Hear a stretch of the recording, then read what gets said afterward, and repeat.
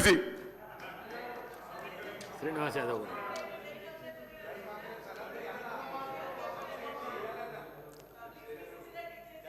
సంతోషం అధ్యక్ష. నేను చెప్పేది దేశానికి స్వాతంత్రం వచ్చి 75 సంవత్సరాలు అయింది. ఇది చేయాలనుకున్నప్పుడు ఈ దేశానికి స్వాతంత్రం తెచ్చిందే మేమన్న వాళ్ళు, ఈ దేశాన్ని 55-60 సంవత్సరాలు పరిపాలన చేసిన వాళ్ళు,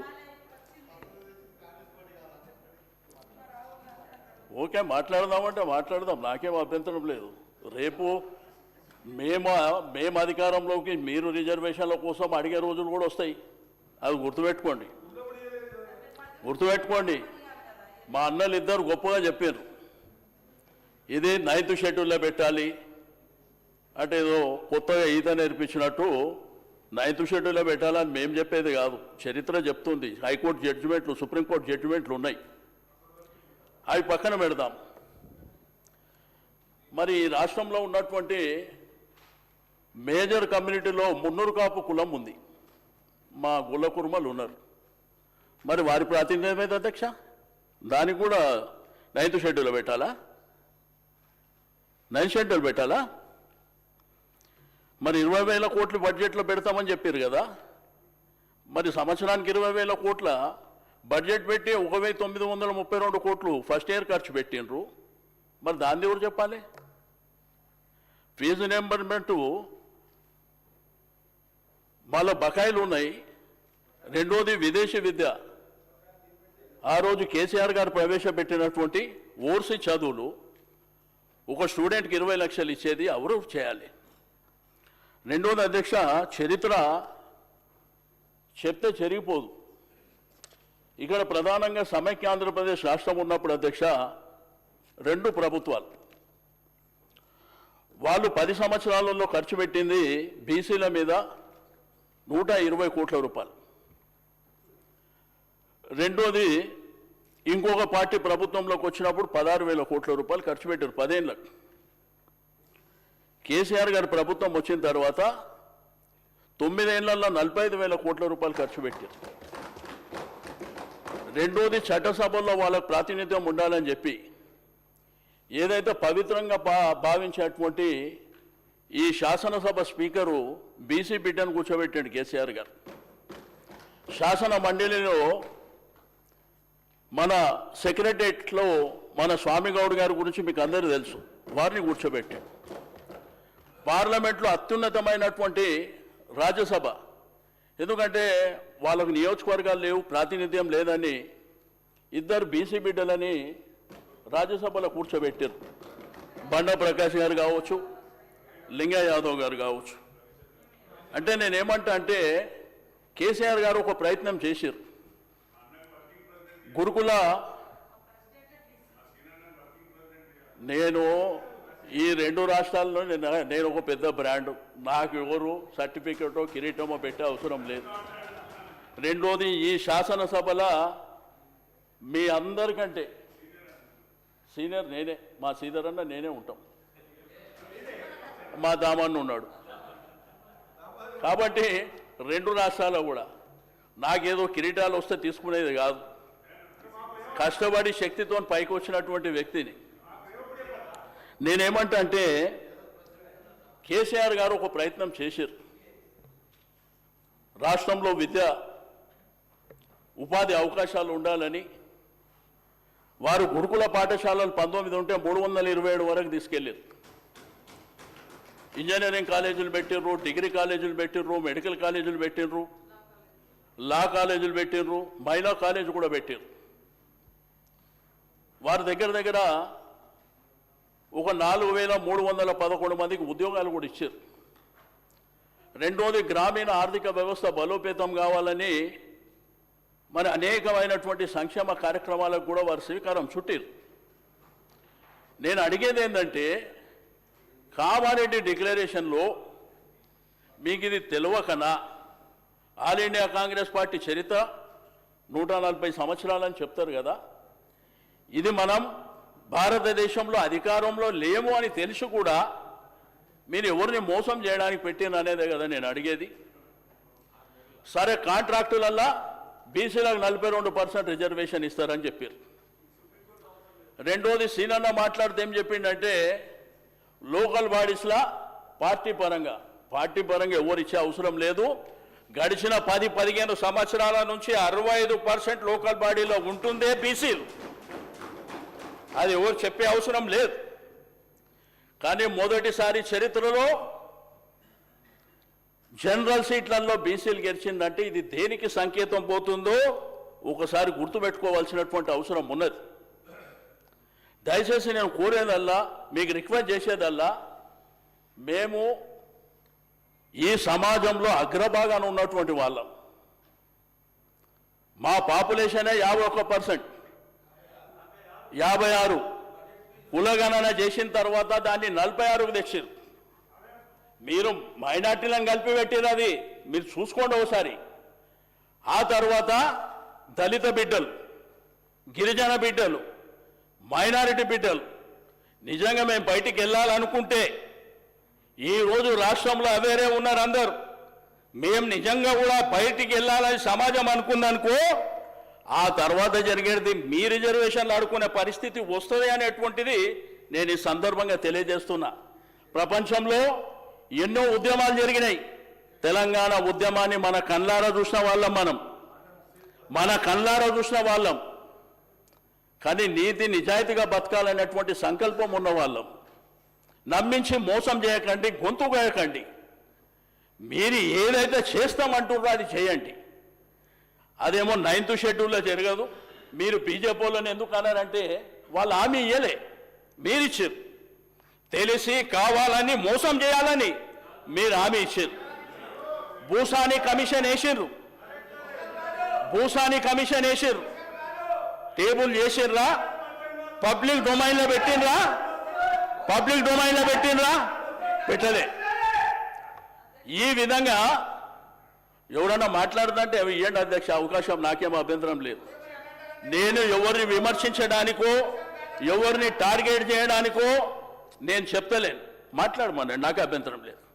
మంత్రి గారు, పెద్దలు, గౌరవనీయులు, సీనియర్ నాయకులు చాలాసార్లు మంత్రిగా కూడా పనిచేసారు వివిధ రాజకీయ పార్టీలలో. మరి ఎప్పుడైనా మీరు ఎందుకు ఎత్తలేదు అధ్యక్ష?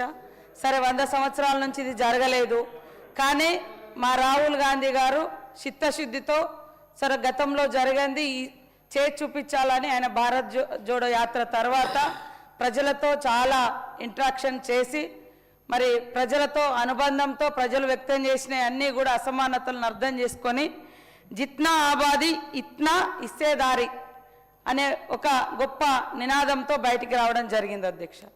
మీరు అధికారం లేకున్నా ఎట్లా ఇచ్చిరని అంటున్నారు. మా ఎమ్మెల్యే ఎలక్షన్ల తర్వాత నెక్స్ట్ ఎంపీ ఎలక్షన్లు అయినాయి సార్. మేము అధికారంలోకి వస్తామని అనుకున్నాం. అదేవిధంగా అక్కడ బీసీ ప్రధానమంత్రిగా, బీసీ అని చెప్పుకునేటువంటి వ్యక్తి ప్రధానమంత్రిగా కూడా ఉన్నాడు సార్. ఖచ్చితంగా అవుతుందని ఆశతోటి, ఆలోచనతోటి, ఆశయంతో ఒక డిమాండ్ పెట్టుకొని ఒక లక్ష్యంతో ముందుకు వచ్చాం తప్ప మోసం చేయాలని కాదు సార్ అధ్యక్ష.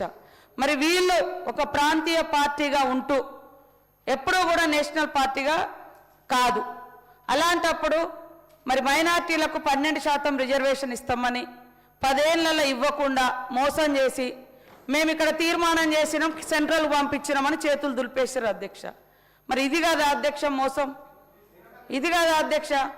కానీ వాళ్ళు ఎన్ని మాట్లాడడం, ఇవాళ కులగణన చేసినాము, మొత్తం అంత డాటా అంతా తీసిండ్రు, కేంద్రం దగ్గర పంపించారు, ఇటు గవర్నర్ గారి ద్వారా రాష్ట్రపతి గారి దగ్గరికి వెళ్ళింది, అక్కడ ఉందని మీకు తెలుసు.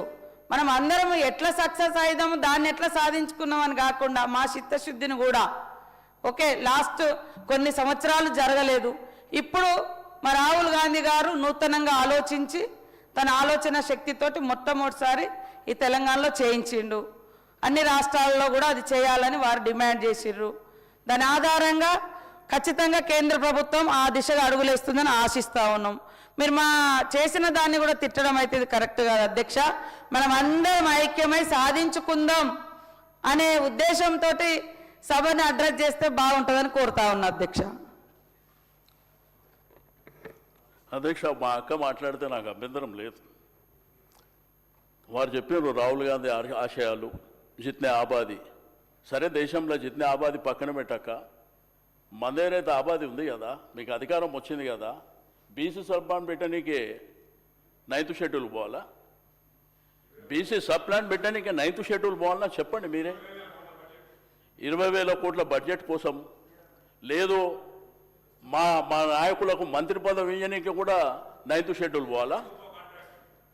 కాంట్రాక్ట్ 42% మీరే చెప్పింది. నేనేమి అధ్యక్ష కామారెడ్డి డిక్లరేషన్లో చెప్పింది మా గిరిజన బిడ్డలు వాళ్ళకు కూడా ప్రాతినిధ్యం మీకు ఇచ్చిండ్రు, ఇంకొకరికి అవకాశం ఇవ్వాలి కదా.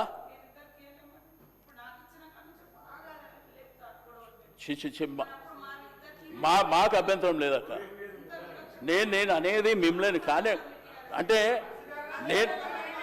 ఇప్పుడు సార్ నేను విమర్శ కాంగ్రెస్ ప్రభుత్వం మీద విమర్శ చేయడానికి నేను కూర్చోలేను. నేను మాట్లాడే ఉద్దేశం అది కాదు, నా ఉద్దేశం కూడా శ్రీధర్ అన్న అది కాదు. మా ఆవేదన, మా బాధ సుప్రీంకోర్టు జడ్జిమెంట్లు అన్నీ ఉన్న తర్వాత, అది చెల్లదని తెలిసిన తర్వాత మీరు బీసీ కమిషన్ వదిలిపెట్టి డిపార్ట్మెంట్ అన్నారు, ఆర్డినెన్స్ అన్నారు, జీవోలు అన్నారు, కేసీఆర్ పంచాయతీరాజు రిజర్వేషన్ అని చెప్పి పెద్ద మోసం చేసింది అన్నారు. ఆయన మనకు వచ్చేది 42%, 34కి అని చెప్పారు. మీరు పోటీ చేసినప్పుడు 18-19%తో పోటీ చేయవలసి వచ్చింది. కాబట్టి నా బాధల్లో అధ్యక్ష ఇంకా ఎప్పటిదాకా మాకు ఇది చేయండి, మాకు అది చేయండి, మా పరిస్థితి ఏంది అని ఎప్పటిదాకా అడుక్కోవాలని మా బాధ. డాక్టర్ బిఆర్ అంబేద్కర్ గారు రాసినటువంటి రాజ్యాంగం ప్రకారం మా హక్కుల కోసం మేము పోరాటం చేయవలసినటువంటి సందర్భాలు ఉన్నాయి. మీరు ఎట్లా నమ్మబలికిందంటే బీసీల కోసం పోరాటం చేసే ఆర్ కృష్ణయ్య గారు, జాజుల శ్రీనివాస్ గారు, అదేవిధంగా ఎర్ర సత్యనారాయణ గారు, కృష్ణ, మా రాజారాం యాదవ్, వాళ్ళు కూడా బోల్తా పడిపోయారు అధ్యక్ష. ఇది నిజమే అనుకొని సన్మానం చేయనీకి వేరు, 30 ఏళ్ళ నుంచి పోరాటం చేస్తారు. అదే జస్టిస్ ఈశ్వరయ్య గారు, చిరంజీవులు గారు ఇది సచ్చినా జరగదని ఘంటాపదంగా చెప్పారు. ఆ తర్వాత రియలైజేషన్ జరిగింది.